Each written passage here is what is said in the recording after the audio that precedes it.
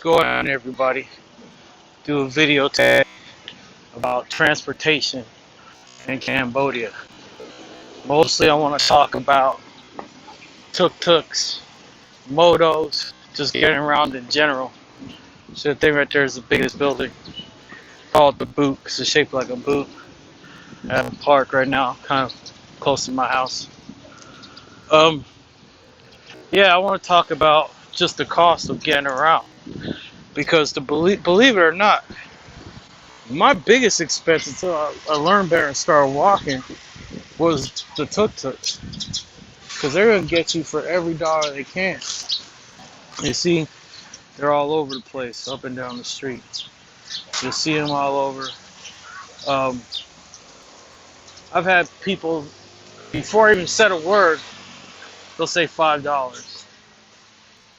Before I even said a word, you don't know where I'm going. How do you know it's going to be $5? Because they already know. There's no way they even make that sitting there for 2 hours, picking up regular people. So, the biggest expense is going to be getting around. Now you have rickshaw, which is smaller than a moto, and it's going to be your cheapest form. Let me advise you, before you come to Cambodia, you get what is called Pass app.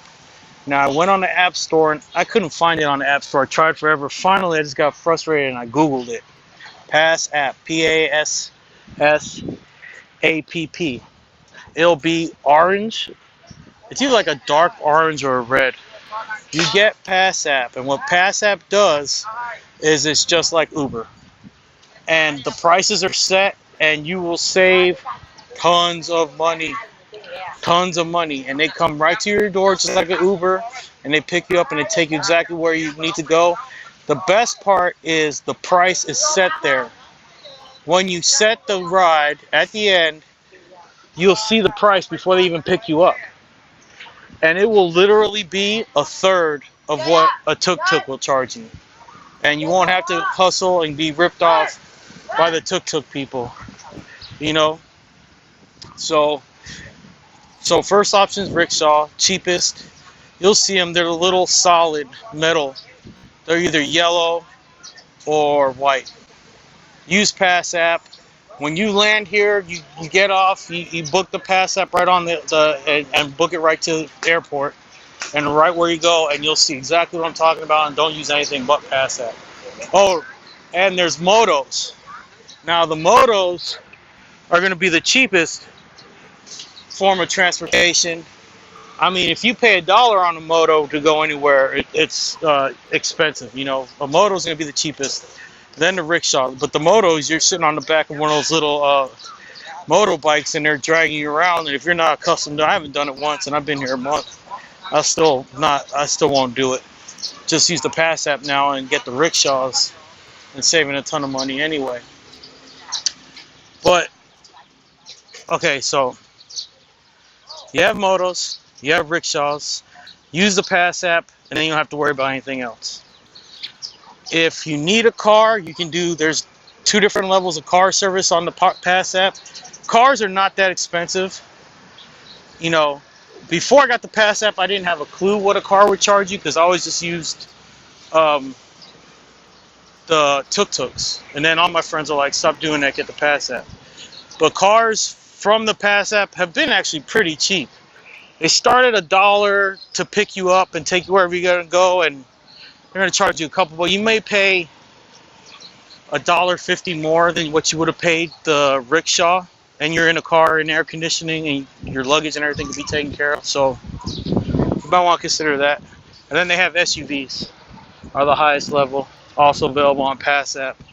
My recommendation is, if you're moving here, you need to learn how to use a moto wherever you're coming from. Learn how to use a moto wherever you're coming from.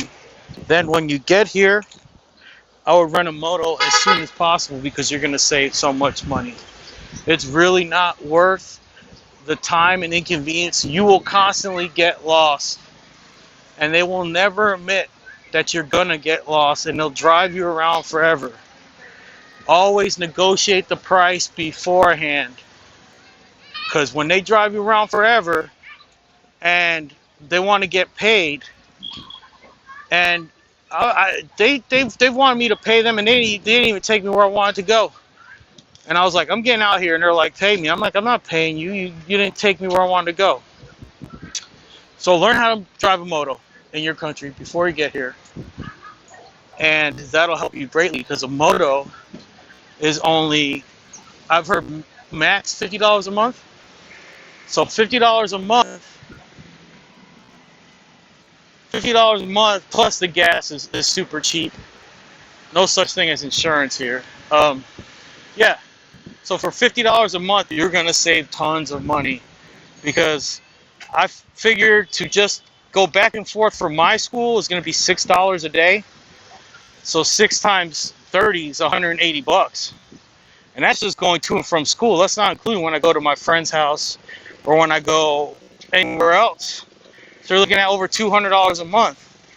And I'm going to get lost a bunch of times, and I'm going to have to negotiate and fight with the people. So it's not worth it. You save so much time, but it's very dangerous to drive.